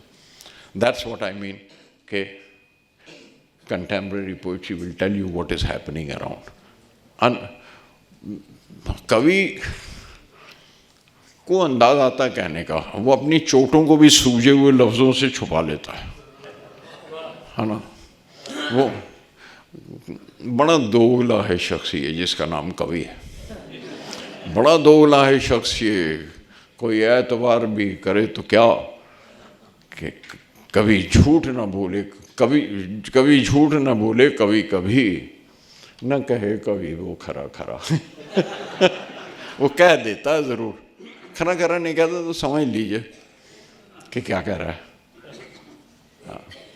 वो इनका नाम है एक लैंचबा मीटल. उसमें ये 2-3 पढ़ें ज़रा सा आपको एक अंदाज़ा हो कि इस ज़मीं की हर गली हर गेट पर मौत है टहलती है कई नकाबों में. इस ज़मीं की हर गली हर गेट पर, this is what was happening in the north east. मौत है टहलती है कई नकाबों में, हाथ में लिए हुए भरी हुई बंदूक. पहले जब दिखाई देते थे तो कुत्ते भौंका करते थे.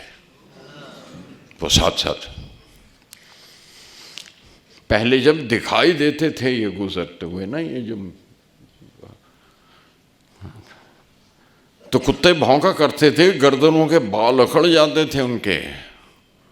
आज अब दिखाई देते थे, आज अब लंबी गहरी चीख में पुकारा करते हैं, गूं करके करते हैं. क्या कहते हैं? पहले जब दिखाई देते थे तो कुत्ते भौंका करते थे, जाओ यहाँ से, गर्दनों के बाल अकड़ जाते थे उनके. आज अब लंबी गहरी चीख में पुकारा करते हैं, ओ ये ज़मीं है मणिपुर, मेरा मणिपुर, मेरी जन्मभूमि मणिपुर.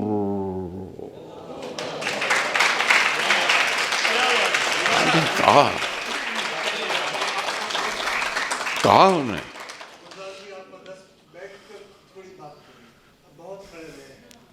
नहीं मैं थका नहीं हूँ, लेकिन मैं बात ख़त्म करना चाहता हूँ यहाँ पे, इसलिए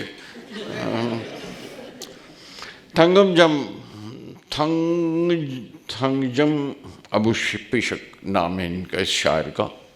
मैं माफ़ी चाहता हूँ, मैं सही तरह से प्रोनाउंस नहीं कर पा रहा। और this is a group of people who are running away from villages, छोड़ के जा रहे हैं। और वो इलाका अगर आप गए हो, मैं गया हूँ वहाँ पे, उस तरफ देखा है मैंने इम्पाल का और दूसरे अंदर के। और मैं मोकोगंज तक गया हूँ ड्राइविंग एम्बेसडर कार, मोकोगंज तक वहाँ पे ड्राइव करके गया। रात होने वाली है, मैं पीछे छोड़ आया हूँ गांव दूर का।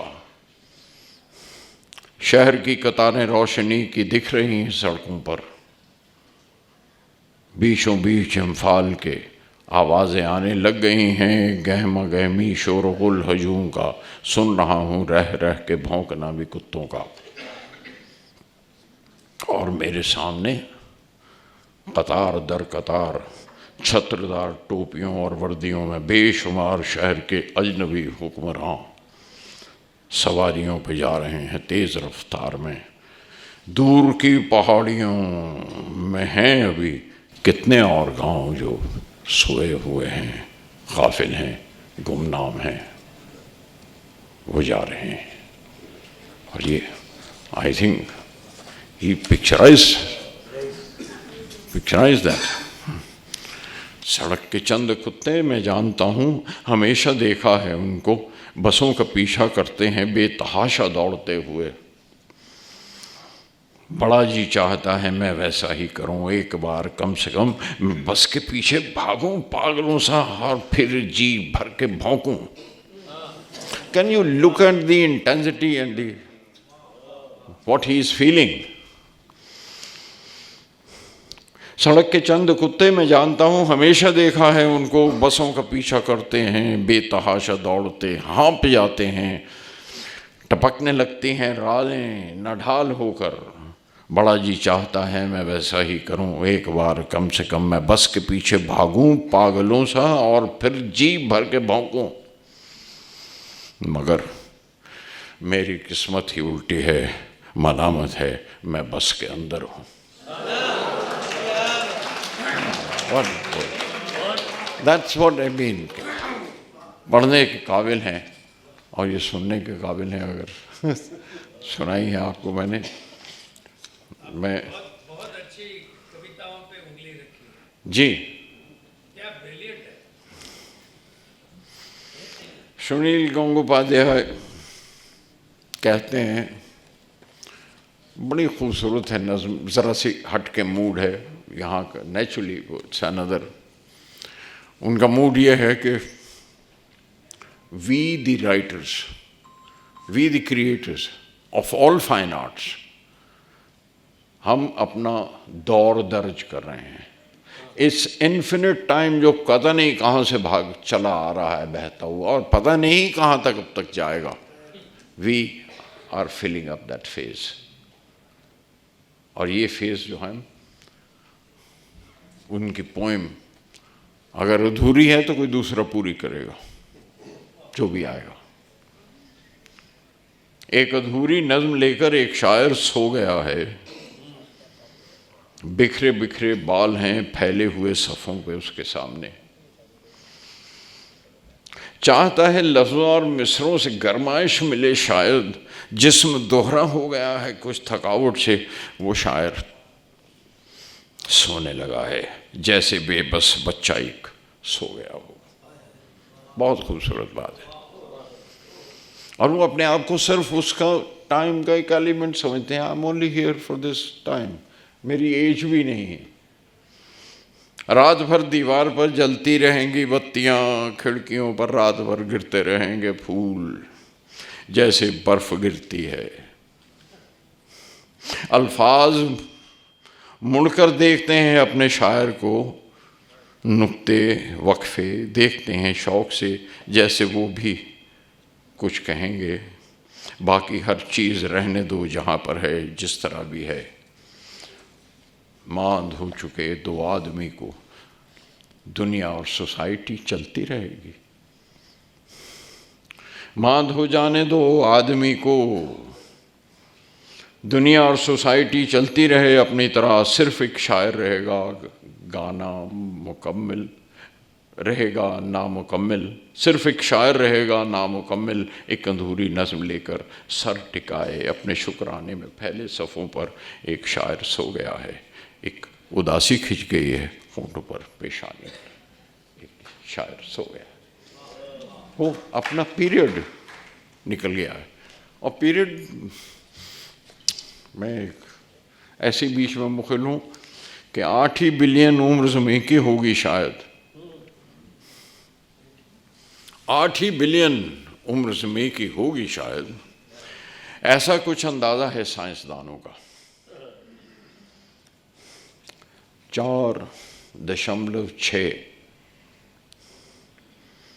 4.6 बिलियन तो गुजर चुके हैं।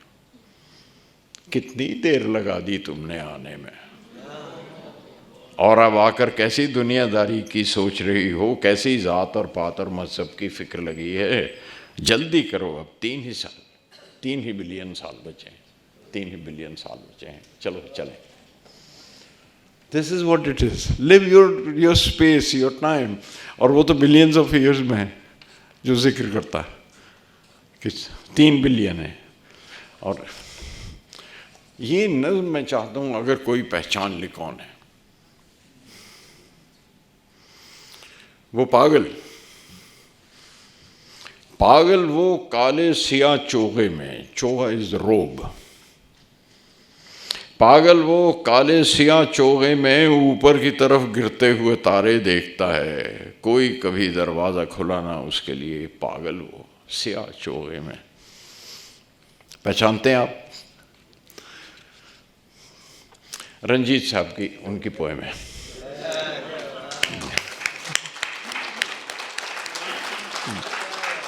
आई होप मैंने ख़राब नहीं की। अंधेरे सिया तालाब में वो अपना कलम डबोता है, निब तोड़ लेता है, सिर्फ एक बादल की परछाई ऊपर से गुजरती है। पागल वो सिया चोगे में। लंबी सैर उसकी पत्तों के ताक़ुब में, पतझड़ी शाखों से के बाग से होकर, न सर पे छत कोई खस्ता से स्कार्फ में चेहरा छुपाए। पागल वो सिया चोगे में। I think it's a beautiful poem है। लंबी है तो इतनी सुना रहा हूँ। मैं एक लड़की की नज़्म सुनाना चाहता हूँ।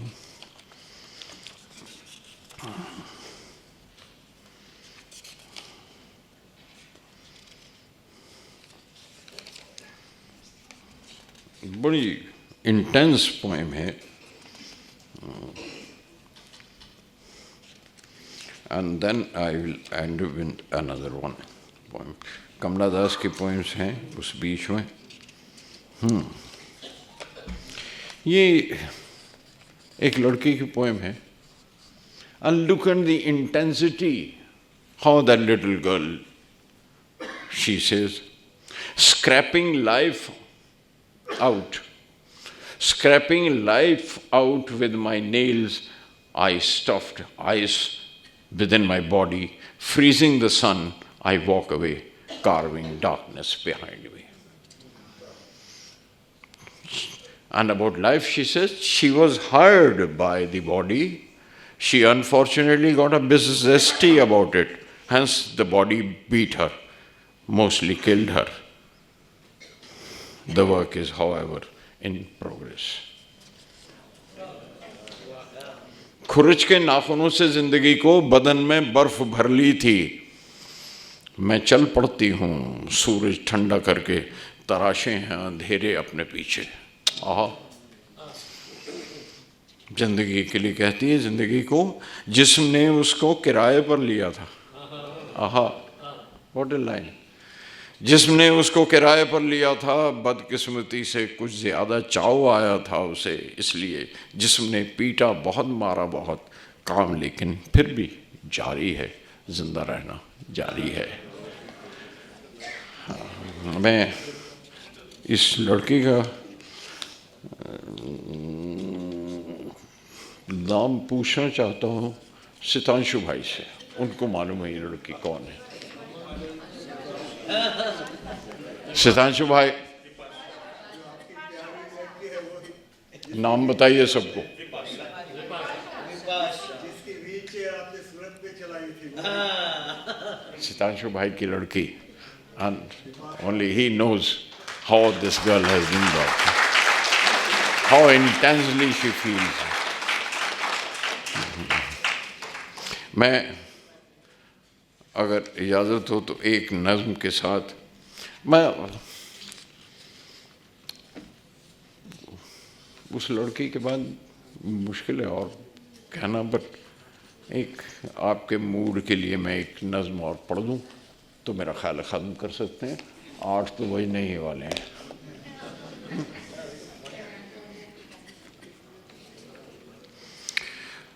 और ये आपके बम्बई के एक बड़े शायर की नज़्म है जिनका नाम है कुसुमाग्रज।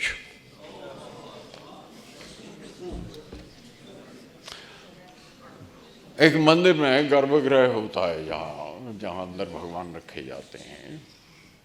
वहाँ पे खड़ा हुआ और वो गाइड है जो बता रहा है, गर्भ दर्शन करने आए हो क्या? आओ, लेकिन इस मंदिर में इन दिनों भगवान नहीं है।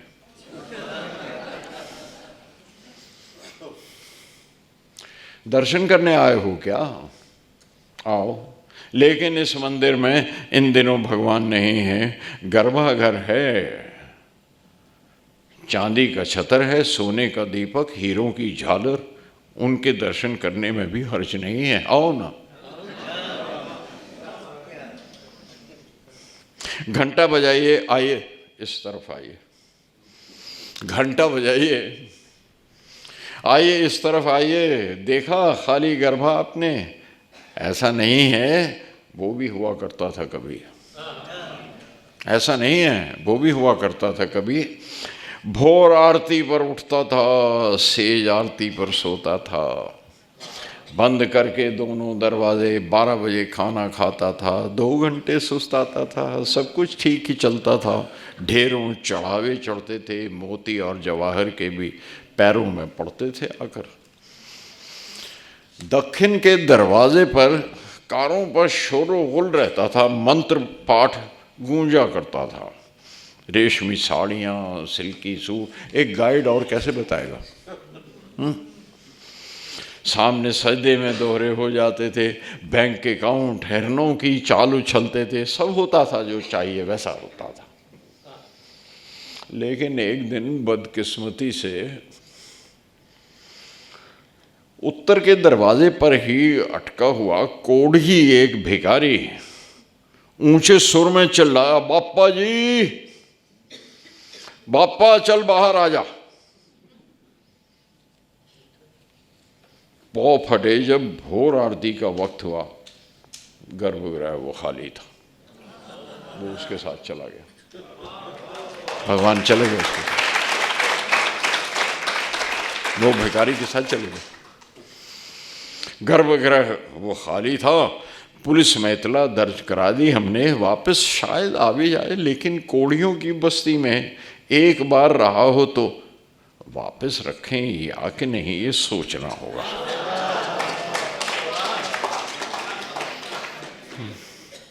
अपने ट्रस्टीज की यूं तो खतो किताबत जारी है, जयपुर के साथ दूसरी मूर्ति लेनी है। अपने ट्रस्टीज की यूं तो खतो किताबत जारी है, जयपुर के साथ दूसरी मूर्ति लेनी है, लेकिन फिलहाल गर्भगृह के दर्शन कीजिए। वैसे कहे तो गर्भा ही तो सबसे अहम है। गर्भा सलामत, भगवान हजार।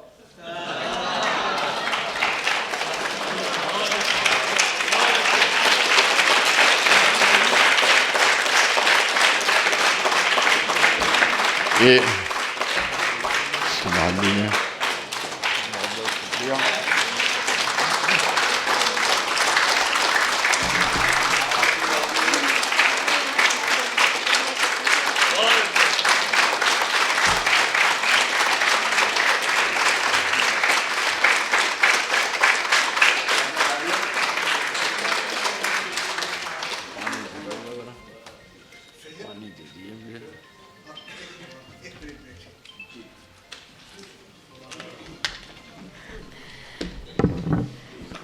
प्लीज़ बैठिए। मैं जानती हूँ कि इस समय आप कोई भी शब्द सुनने के लिए तैयार नहीं है, किंतु मैं आप सबसे गुजारिश करूँगी कि 5 मिनट बैठिए, क्योंकि बलवंत राय पारेख स्मृति व्याख्यान माला का इससे अच्छा इनॉग्रेशन हो भी नहीं सकता था और इससे बढ़िया व्याख्यान भी नहीं हो सकता था।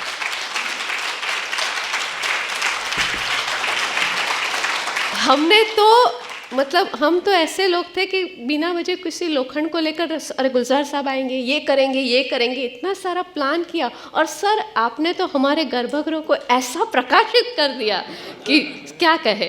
तो ये दिस इज़ द, मेरे ख्याल से बलवंत भाई पारेख को शायद इससे ज़्यादा और कुछ अच्छा नहीं लगता था, इतने सहज रूप से। बलवंत भाई पारेख का गम तो न गुलाल की जो खिताब है मुझे इस समय याद आ रही है कि कविता, फिर व्याख्यान और फिर उसमें बहुत सारी बातें। आज सचमुच गुलजार साहब ने बलवंत भाई पारेख के स्वप्न को बहुत अच्छी तरह यहाँ प्रस्तुत किया। और मुझे लग रहा है मधुकर भाई, it is one of the most memorable lecture. हम तो 5 लेक्चर की सीरीज़ करने वाले, बट इससे अच्छा मेमोरेबल लेक्चर शायद नहीं हो सकता था। कंटेम्प्रेरी इंडियन लिटरेचर का ये फर्स्ट लेक्चर था।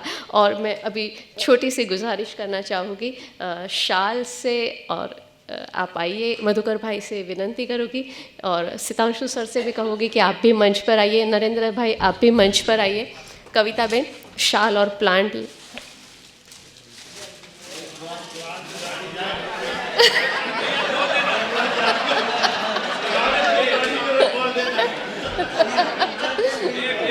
लेके जाना साहब को। अमज आप कंटेम्प्रेरी इंडियन लिटरेचर में हम लोगों ने जैसे सोचा था कि बलवंत राय पारेख स्मृति व्याख्यान माला का ये फर्स्ट व्याख्यान, और ये फर्स्ट व्याख्यान के समय मधुकर भाई गुलजार साहब का शाल से अभिवादन करेंगे। हम डबल ताली देंगे क्योंकि गुलजार साहब को पद्म विभूषण अवार्ड और उनका ये व्याख्यान के आरंभ, और साथ में आप सबको सुनकर अच्छा लगेगा कि ये व्याख्यान 5 साल तक है। हर साल हम 1 लाख से हमारे स्पीकर को सम्मानित करने का प्रयत्न करेंगे।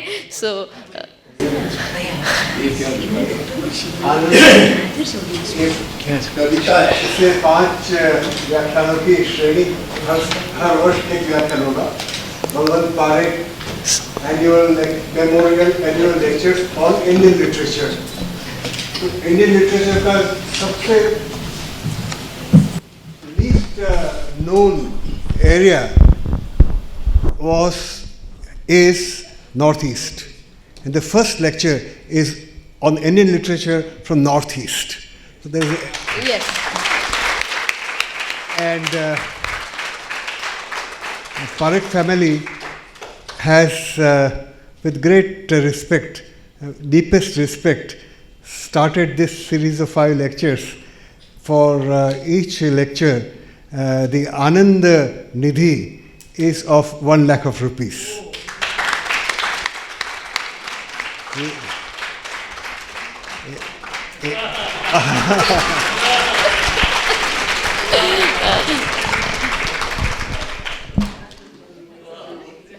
I also request Bharti Ben and Kalpana Ben, please join on the stage, please. Please join on the stage, madam. Sir, plant type yo. I request Sitanshu sir to felicitate Gulzar ji with plant. Kalpana Ben, Bharti Ben, please साथे जोड़ाओ. आइए, please.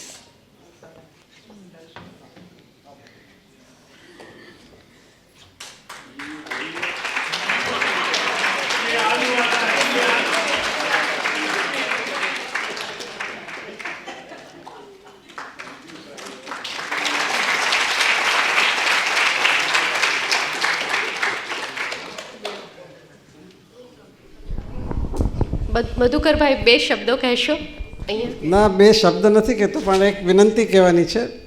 સિતાંશુભાઈને વિનંતી એ છે કે આ programme આપણે દર વર્ષે 3 દિવસનો નહીં પણ 5 કે 6 દિવસનો કરવાનો છે. અને વધુને વધુ આપણી ભાષાઓ, જે આપણે ભારતની ભાષાઓ, વધુને વધુ ભાષાના રિપ્રેઝેન્ટેટિવ આપણે અહીંયા આવે અને બધાને રસપાન કરાવે એ વિનંતી.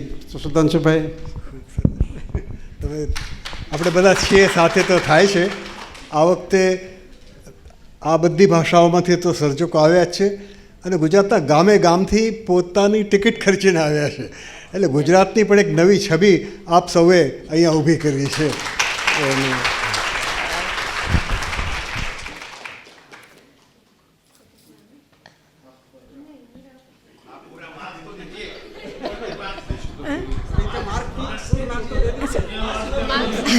Please tell me what is the full mark you have kept. Tell me, what is the full mark? 100.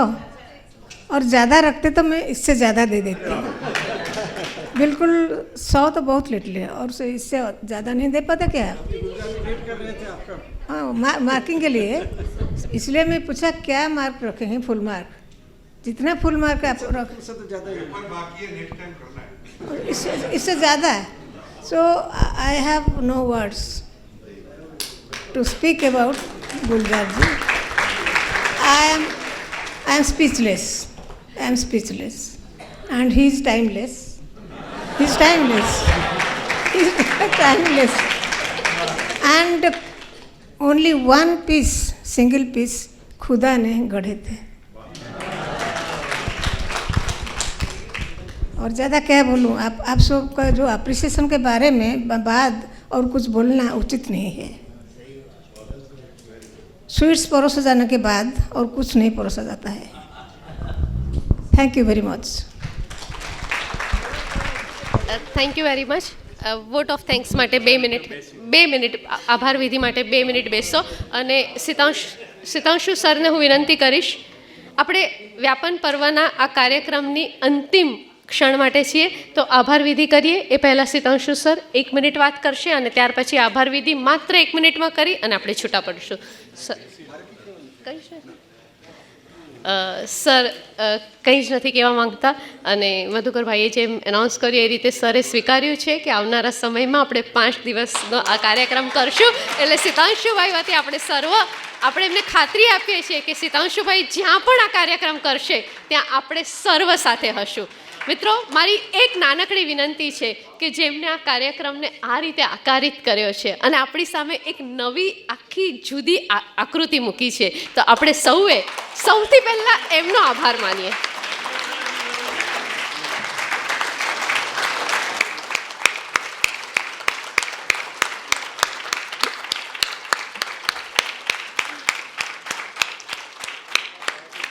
You will not believe, sir માત્ર આ દિવસોમાં રાતના માત્ર 2 કલાક સૂતા છે. સવારે 3 વાગે ઉઠી જાય, ક્યારેક સવારે 4 વાગે ઉઠી જાય, ક્યારેક રાતના 2:30 વાગે અમને મેસેજ કરે.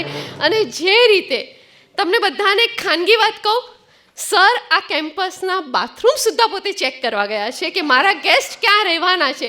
માત્ર રૂમ નહીં પરંતુ એમને ટુવાલથી લઈને દરેક વસ્તુ આ સિતાંશુ યશસ્ચંદ્ર પોતે જોવા ગયા છે. અને જ્યારે સરિતાબેન અહીંયા હતા ને ત્યારે મારી નડિયાદની સ્ટુડન્ટ્સ ક્યાં છે, હું એમનો ફોટો પડાવું.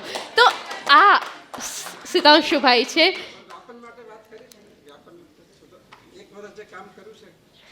છેલ્લા 1 વર્ષમાં આ વ્યાપન પર્વ અને આખી એની એક ફાર્મર્સ ગુજરાતી સભાની જે સંકલ્પના હતી એમાં એવું હતું કે આપણે આપણો વ્યાપ અને આપણી સાહિત્યની સમજણને તો કચ્છના અનેક ઇન્ટિરિયર વિસ્તારોમાં, ગુજરાતમાં, મુંબઈમાં ખૂબ કાર્યો આ 1 વર્ષમાં આપણે કર્યા છે.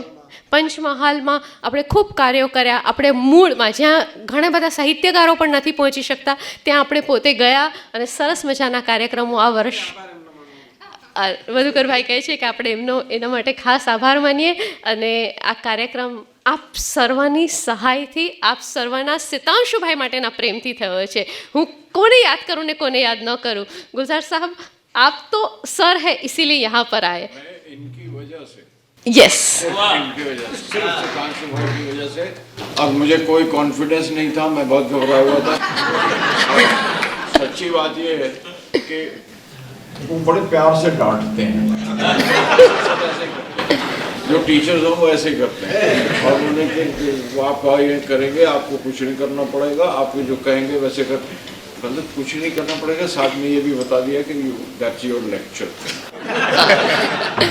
मैं वही नहीं कर सकता। नहीं, आप बोलिएगा लेक्चर, नहीं तो हम लिख लेंगे, आप बोलिए। इतना अद्भुत व्याख्यान किया, और नॉर्थ ईस्ट से कौन कर सकता है?